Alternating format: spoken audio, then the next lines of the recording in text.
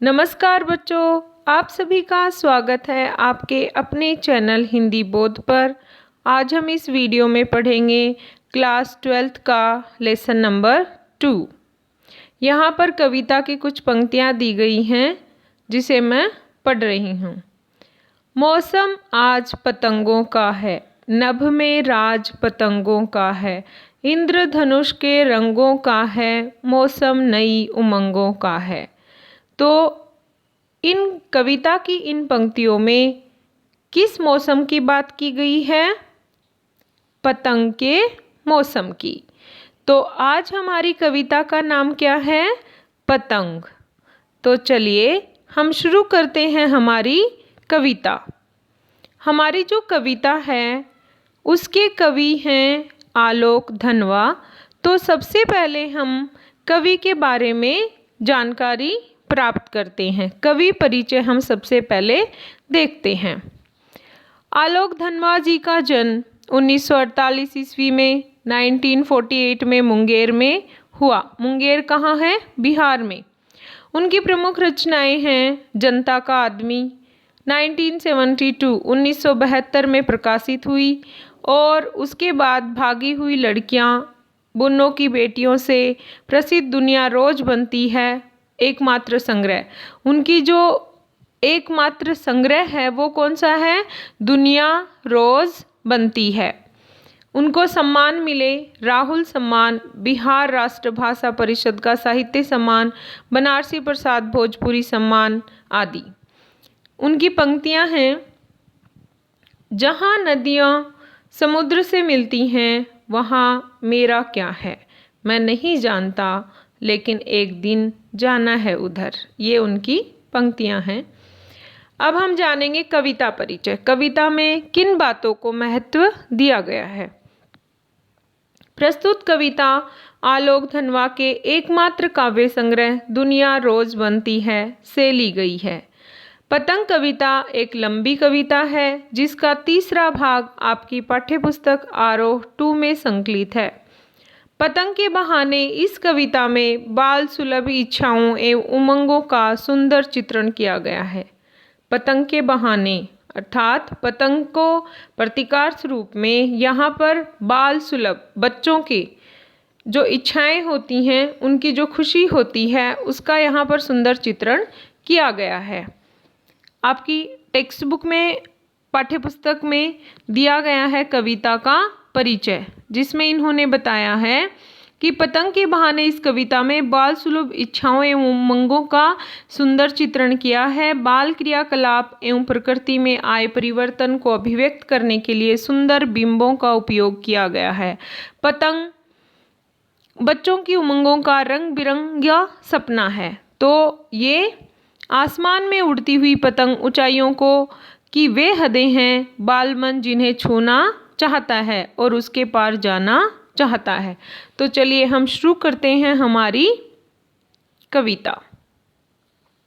कविता में सबसे पहले दिया है, सबसे तेज बौछारें गई, भादो गया सवेरा हुआ, खरगोश की आंखों जैसा लाल सवेरा, शरद आया पुलों को पार करते हुए, अपनी नई चमकीली साइकिल ले तेज चलाते हुए, घंटी बजाते हुए, जोर जोर से चमकीले इशारों से बुलाते हुए। अब देखिए यहाँ पर सबसे पहले बताया गया है कि सबसे तेज बौछारे गई, भादो गया। भादो यहाँ पर क्या है? भाद्रपद, हिंदी महीना है। ये ईयर का एक महीना है, वर्ष का एक महीना है, जिसमें क्या होता है? बारिश होती है। तो क्या कहते हैं? सबसे तेज बौछारे गई, भादो गया, अर्थात वर्षा ऋतु का जो मौसम था वो चला गया, भाद्रपद का जो महीना था वो चला गया। अब क्या हुआ? सवेरा हुआ। सवेरा मतलब सुबह, मॉर्निंग। और उसका वर्णन किसके समान किया गया है? खरगोश की आंखों जैसा लाल सवेरा। सवेरा हुआ, मॉर्निंग हुई, पर उसकी तुलना, उसका कंपैरिजन किससे किया गया है? खरगोश की आँखों जैसा लाल। देखो मैंने यहाँ पर पिक्चर लगाई है जिसमें खरगोश की आँख दिख रही है, तो आँखों का कलर कैसा है उनका? लाल। वैसा ही लाल क्या हुआ है? सवेरा। आप इसमें नीचे पिक्चर देख रहे हो। तो मॉर्निंग जो सुबह होती है उसकी तुलना कवि ने खरगोश की लाल आँखों से की है। तो क्या कहते हैं? भादवा चला गया, भाद्रपद चला गया, उसके बाद जो सुबह हुई वो वैसी सुबह थी जैसे खरगोश की लाल आँखें हों। शरद आया पुलों को पार करते हुए। यहाँ पर खरगोश की आँखों से तुलना करना सवेरे की उपमा अलंकार है। शरद आया, ये शरद का जो मौसम आया उसकी तुलना, उसका क्या किया है? मानवीकरण किया है, उसका सजीव चित्रण किया है। तो इस लाइन में क्या है? मानवीकरण अलंकार है। तो वो कैसे आया? अपनी नई चमकीली साइकिल तेज चलाते हुए। जो सवेरा हुआ उसके बाद जो शरद का महीना आया वो कैसा है? उसको कैसे बताया कि वो इतना तेज चल के आ रहा है जैसे कोई बच्चा साइकिल चलाते हुए आ रहा है, घंटी बजाते हुए, जोर जोर से, चमकीले इशारों से बुलाते हुए। अब यहाँ पर उपमा अलंकार है, खरगोश की आंखों के समान बताया है सुबह को, शरद का मानवीकरण किया गया है, तो यहाँ पर मानवीकरण अलंकार है। तो ये था हमारा पहला पैराग्राफ और इसमें दृश्य बिंब का प्रयोग किया गया है। इसका भावार्थ है, ऋतु परिवर्तन की ओर संकेत के साथ ही कविता प्रारंभ होती है। सबसे तेज बारिश की बौछारों वाला भादों का महीना बीतने के बाद एक नया सवेरा हुआ।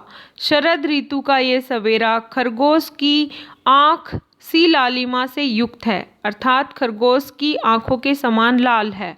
शरद ऋतु एक बालक के समान आई है, मानो कोई उत्साही बालक कई पुलों को, पुल क्या होते हैं? ब्रिज, कई ब्रिज को पार करते हुए अपनी चमकीली साइकिल को तेजी से उड़ाने वाले बच्चों के समूह को इशारे से बुला रहा है। आश्चर्य यह है कि शरद के आगमन पर भोर की चमकीली धूप बच्चों को पतंगबाजी का आमंत्रण देती है। आमंत्रण, इनविटेशन, निमंत्रण। चारों ओर बच्चों में उत्साह और उमंग व्याप्त है। यहाँ आकाश दर्शन में बाल मन का सहज दृष्टिकोण प्रस्तुत हुआ है। अब इसमें बताया कि भाद्रपद का महीना चला गया, शरद ऋतु आ गई है। शरद ऋतु की जो सुबह है वो खरगोश की आँखों के समान लाल है और साथ ही आकाश इतना अच्छा है और वो उसका चमकीला जो आकाश है वो बच्चों को आकर्षित करता है अपनी ओर। अब हम आगे चलते हैं। चमकीले इशारों से बुलाते हुए और आकाश को इतना मुलायम बनाते हुए कि पतंग उड़ सके, दुनिया की सबसे हल्की और रंगीन चीज उड़ सके, दुनिया का सबसे पतला कागज उड़ सके, बांस की सबसे पतली कमानी उड़ सके, कि शुरू हो सके सीटियों, किलकारियों और तितलियों की इतनी नाजुक दुनिया।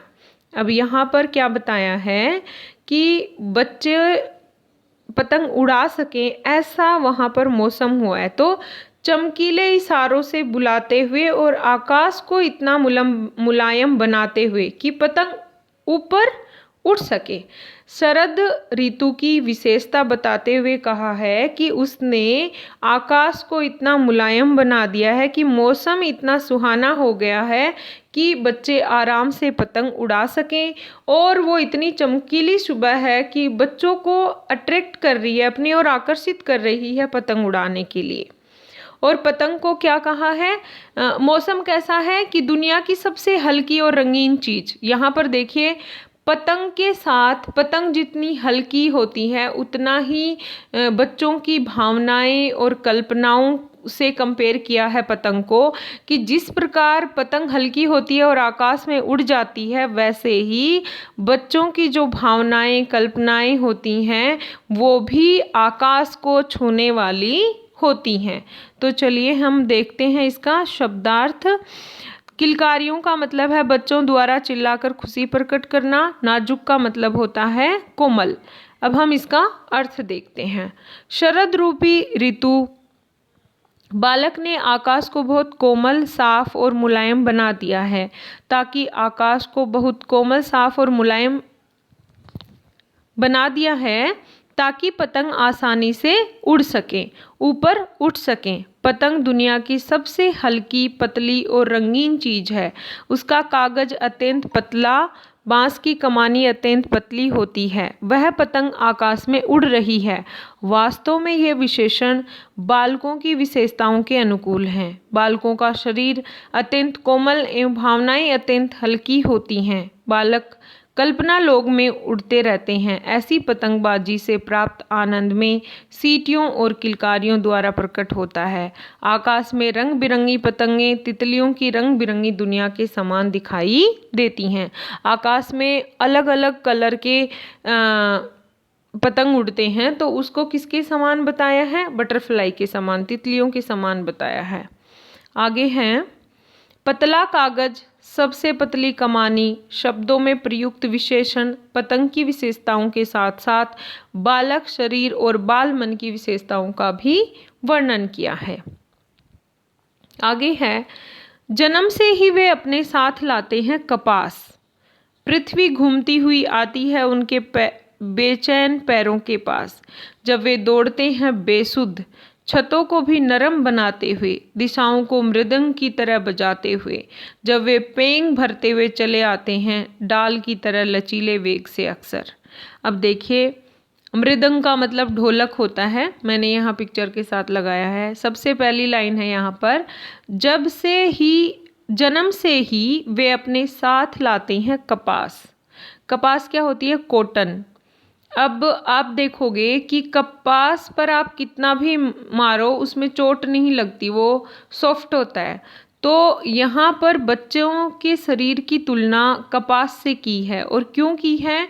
कि जिस प्रकार कपास पे चोट नहीं लगती, वैसे बच्चे भी खेलते कूदते रहते हैं और उनके शरीर पर भी चोट नहीं लगती, और लग भी जाती है तो वो महसूस नहीं करते। तो यहाँ पर कपास बच्चों के शरीर को बताया है, उससे तुलना की है, और कवि बताना चाहते हैं कि जिस प्रकार कपास पर चोट नहीं लगती, वैसे बच्चों के शरीर पर भी चोट नहीं लगती खेल खेल में, और लगती है तो वे महसूस भी नहीं करते। पृथ्वी घूमती हुई आती है उनके बेचैन पैरों के नीचे, और वो इतना दौड़ते हैं कि ऐसे लगती है कि पृथ्वी ही घूम रही है। जब वे दौड़ते हैं बेसुध, बेसुध मतलब होता है बिना शुद्ध के, ठीक है। छतों को भी नरम बनाते हैं, और वो ऐसी धमा चौकड़ी करते हैं कि छत भी नरम हो जाती हैं, और उन जो पूरी दिशाएं हैं वो ढोलक की तरह आवाज़ करने लगती हैं। कैसे? जब वो चिल्लाते हैं, किलकारियाँ भरते हैं। और यहाँ पर जैसे पेड़ की टहनी होती है ना, ब्रांच होती है, उसको आप नीचे खींचोगे, कितना भी नीचे कर लो, जब आप उसको छोड़ते हो तो वो वापस चली जाती है। तो वैसे ही क्या कहा है, बच्चों का शरीर भी उतना ही लचीला होता है। तो हम बेसुध मतलब लापरवाह। अब देखते हैं शब्द, इसका अर्थ। बच्चे जन्म से ही कपास अपने साथ लाते हैं, अर्थात बच्चों का शरीर एवं मन दोनों ही अत्यंत हल्के फुल्के और इस प्रकार की चोट सहने को तैयार रहते हैं, हर प्रकार की चोट सहने को तैयार रहते हैं। उत्साहित बालकों के कदमों में इतनी चंचलता होती है मानो पृथ्वी उनके पैरों में घूम रही है। जब बालक मकान की छतों पर खुश होकर दौड़ते हैं तो छतों की कठोरता को भूल जाते हैं, छत भी उनके लिए कोमल बन जाती है। इधर उधर ऐसी तुरंत गति से दौड़ते हैं मानो दिशाओं को ढोलक की ताल के समान बजाने की कोशिश कर रहे हैं। जिस प्रकार वृक्ष की डाली के लचीलेपन के कारण उसे जितना खींचो खींची चली आती है और छोड़ते ही वापस अपनी स्थान पर चली जाती है, उसी प्रकार बालकों की गति चारों दिशाओं में एक समान बनी रहती है। आगे है, छतों की खतरनाक किनारों तक उस समय गिरने से बचाता है उन्हें। सिर्फ उनके ही रोमांचित शरीर का संगीत, पतंगों की भड़कती ऊंचाइयां उन्हें थाम लेती हैं। महज एक धागे के सहारे पतंगों के साथ साथ वे भी उड़ रहे हैं अपने रंध्रों के सहारे। यही स्वभाव है कि मानो बच्चों को छतों के खतरनाक किनारों से गिरने से बचाता है और आनंद की विशेष लय में खोए शरीर को मानो पतंगे स्वयं धागों से थामे रहती हैं। पतंग तो आकाश में उड़ रहे हैं, बच्चे भी पतंग के समान आनंद गगन में उड़ रहे हैं। अब यहाँ पर क्या बताया है कि बच्चों का जो शरीर है वो ऐसे लग रहा है जैसे पतंग ने उनको थाम रखा है, क्योंकि जैसे आकाश में पतंग उड़ती है बच्चे उसके पीछे पीछे रहते हैं, वो नीचे कहाँ है, छत पे हैं, वो सब वो ध्यान नहीं रखते। तो छतों की जो दीवार होती है ऊपर वाली वो ही उनको सहारा देकर रोकती है, कि उनको वो भान कराती है कि छत की दीवार यहाँ पर खत्म हो रही है। आगे हैं, अगर वे कभी गिरते हैं छतों के खतरनाक किनारे से और बच जाते हैं तब तो और भी निडर होकर सुनहले सूरज के सामने आते हैं। पृथ्वी और भी तेज घूमती हुई आती है उनके बेचैन पैरों के पास। अब इसका अर्थ है, अपने शरीर के रोम रोम से निकलने वाले संगीत के सहारे बच्चे कभी छत से गिरते नहीं, और अगर गिर भी जाते हैं तो वो और ज़्यादा निर्भय हो जाते हैं, उनको डर नहीं लगता, और फिर वो किसकी तरह प्रकाशित होते हैं, सूर्य के समान प्रकाशित हो उठते हैं। तब वे अपने चंचल कदमों से पृथ्वी को नाप लेना चाहते हैं, अर्थात अपनी सारी इच्छाओं को पूरी कर लेना चाहते हैं। पृथ्वी स्वयं उनके कदमों तले घूमती हुई सी दिखाई देती है। ये थी हमारी कविता, और इसके अगले वीडियो में हम इस पाठ के प्रश्नोत्तर करेंगे। यहाँ पर अलग अलग पिक्चरें हैं पतंग की। पतंग भारतीय संस्कृति में एक त्योहार की तरह पतंग वाले समय को सेलिब्रेट किया जाता है, और अलग अलग राज्यों में पतंग को त्योहार की तरह से मनाया जाता है। तो ये यहाँ पर मैंने आपको दिखाया है। वीडियो आपको पसंद आए तो लाइक ज़रूर करें। Thank you.